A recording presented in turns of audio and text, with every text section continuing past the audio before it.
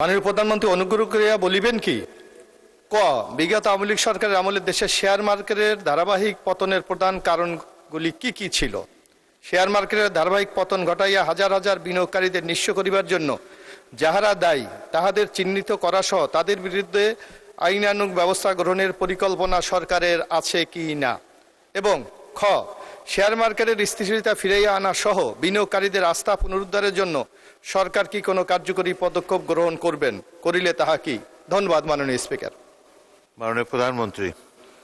ধন্যবাদ মাননীয় সংসদ সদস্য আপনাকে আপনার প্রশ্নের জন্য।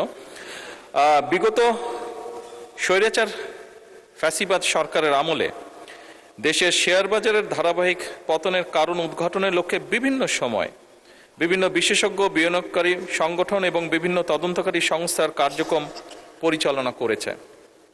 পরিচালিত কার্যক্রমে শেয়ার বাজারের ধারাবাহিক পতনের পিছনে কতগুলো কারণ আমরা পেয়েছি, কারণ সক্রিয় ছিল। কারণগুলি নিম্নরূপ, যেমন বাজার কারসাজি এবং কৃত্রিমভাবে শেয়ারের দাম বাড়ানো কমানো, এরপরে কিছু কোম্পানির আইপিও ও বন্ড ইস্যুতে বিভিন্ন রকম অনিয়ম, এরপর নিয়ন্ত্রক সংস্থার দীর্ঘমেয়াদী দুর্বল তদারকি এবং সময় মতন ব্যবস্থা গ্রহণ না করা, এরপরে কর্পোরেট সুশাসনের ঘাটতি এবং আর্থিক তথ্যের স্বচ্ছতার অভাব, এরপর প্রাতিষ্ঠানিক বিনিয়োগকারীদের সীমিত অংশগ্রহণ এবং বাজার আস্থার সংকট, এরপর নীতিগত অসঙ্গতি এবং বিনিয়োগকারীদের মধ্যে অনিশ্চয়তা, এরপর পুঁজিবাজার বান্ধব কর নীতির অভাব। মাননীয় স্পিকার, ধারাবাহিকভাবে শেয়ার মার্কেটের পতন ঘটিয়ে হাজার হাজার বিনিয়োগকারীদের নিঃস্ব করার জন্য যারা দায়ী তাদের চিহ্নিত করা সহ তাদের বিরুদ্ধে আইনানুগ ব্যবস্থা গ্রহণে বর্তমান সরকার পরিকল্পনা গ্রহণ করেছে। ইতিমধ্যে শেয়ার মার্কেটের কেলেঙ্কারি অভিযোগ দুদক কর্তৃক অনুসন্ধান কার্যক্রম পরিচালনা করা হয়েছে, যার প্রেক্ষিতে কতিপয় ব্যক্তিকে চিহ্নিত করে মালামাল সহ তাদের বিরুদ্ধে আইনানুগ ব্যবস্থা গ্রহণ করা হয়েছে। মামলা সহ তাদের বিরুদ্ধে আইনানুগ ব্যবস্থা গ্রহণ করা হয়েছে। এছাড়া শেয়ার মার্কেট কেলেঙ্কারির সাথে আরও অন্যান্য যে সকল ব্যক্তি প্রতিষ্ঠান জড়িত কিনা তা উদ্ঘাটনের কার্যক্রম চলমান রয়েছে। মাননীয় স্পিকার, ইতিমধ্যে শেয়ার মার্কেট কারসাজি, অনিয়ম ও দুর্নীতিগ্রস্ত ব্যক্তি এবং প্রতিষ্ঠানের বিরুদ্ধে Bangladesh securities and exchange commission কর্তৃক শাস্তিমূলক ব্যবস্থা হিসাবে 1497 কোটি টাকা অর্থদণ্ড আরোপ করা হয়েছে। এছাড়া দায়ী বিভিন্ন প্রতিষ্ঠান এবং ব্যক্তিদের চিহ্নিতকরণে গঠিত তদন্ত কমিটির গঠন এবং প্রদত্ত প্রতিবেদনের ভিত্তিতে ব্যবস্থা গ্রহণের জন্য দুর্নীতি দমন কমিশনে প্রেরণ করা হয়েছে। মাননীয় স্পিকার, বর্তমান সরকার শেয়ার মার্কেটের স্থিতিশীলতা ফিরিয়ে আনা সহ বিনিয়োগকারীদের আস্থা পুনরুদ্ধারের জন্য বদ্ধপরিকর।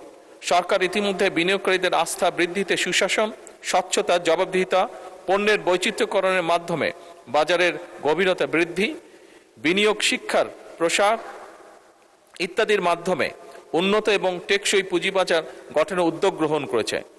মাননীয় স্পিকার, আপনি যদি গতকাল বা আজকের পত্রপত্রিকা খেয়াল করে থাকবেন, দেখবেন যে ধীরে ধীরে পুঁজিবাজারের অবস্থার পরিবর্তন ঘটছে এবং এটি ভালো করছে ধীরে ধীরে।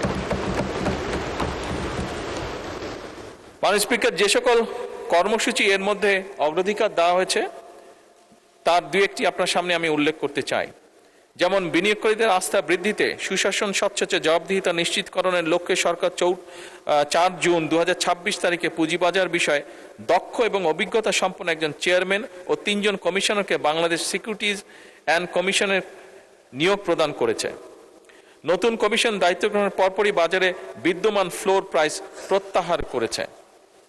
লাভজনক সরকারি মালিকানাধীন কোম্পানিসমূহের শেয়ার স্টক এক্সচেঞ্জে অফলোডের মাধ্যমে সরাসরি তালিকাভুক্তকরণে উদ্বুদ্ধ করা, এছাড়াও বহুজাতিক কোম্পানি সহ উচ্চ মূলধন সম্পন্ন কোম্পানিসমূহের শেয়ার স্টক এক্সচেঞ্জ অফলোডের মাধ্যমে সরাসরি তালিকাভুক্তকরণের সুযোগ সৃষ্টি করেছে। এসএমই কোম্পানিসমূহ ভালো মৌলভিত্তি সম্পন্ন কোম্পানি সমূহ পুঁজিবাজারের তালিকাভুক্ত করা, পুঁজিবাজার কারসাজি বন্ধে অনিয়ম সংক্রান্ত তথ্য প্রকাশ এবং প্রদানকারীর প্রয়োজনীয় সুরক্ষা ও উৎসাহ প্রদানের ব্যবস্থা গ্রহণ করা।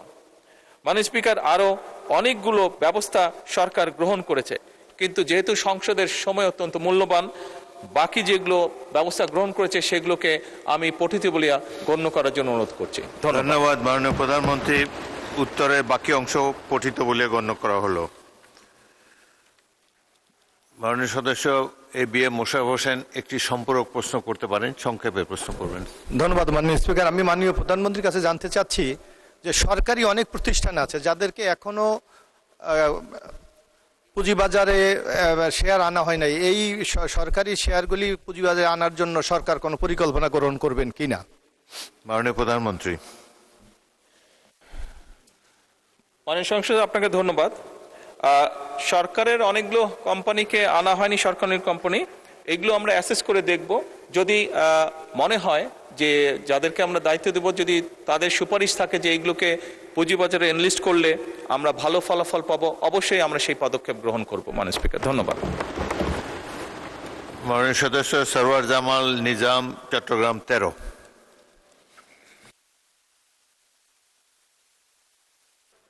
আপনাকে অশেষ ধন্যবাদ।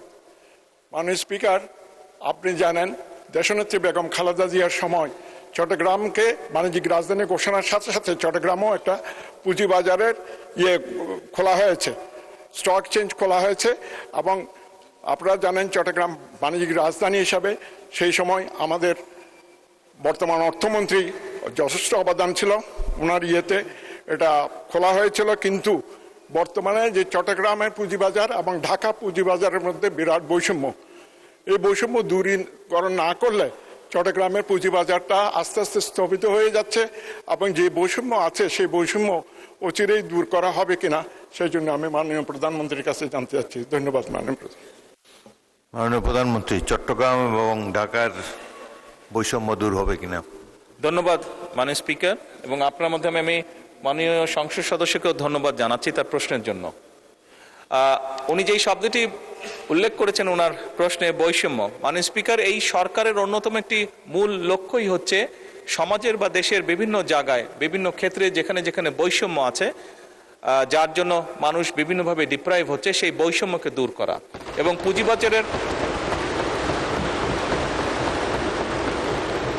পুঁজিবাজারের ক্ষেত্রেও এই বিষয়টি প্রযোজ্য। মাননীয় স্পিকার, আমি একটু আগে মূল প্রশ্নের উত্তরে আমি বলেছিলাম যে আমরা কয়েকজন বিশেষজ্ঞ ব্যক্তিকে দায়িত্ব দিয়েছি, নিযুক্ত করা হয়েছে তাদেরকে সিকিউরিটি এক্সচেঞ্জে, এবং অবশ্যই আমরা আশা করি যে তারা আমাদেরকে সঠিক পরামর্শ দিবেন, যার ভিত্তিতে শুধু ঢাকা নয়, চিটাগং স্টক এক্সচেঞ্জকেও আমরা ইনশাল্লাহ শক্তিশালী স্টক এক্সচেঞ্জে রূপান্তর করতে পারবো। ধন্যবাদ।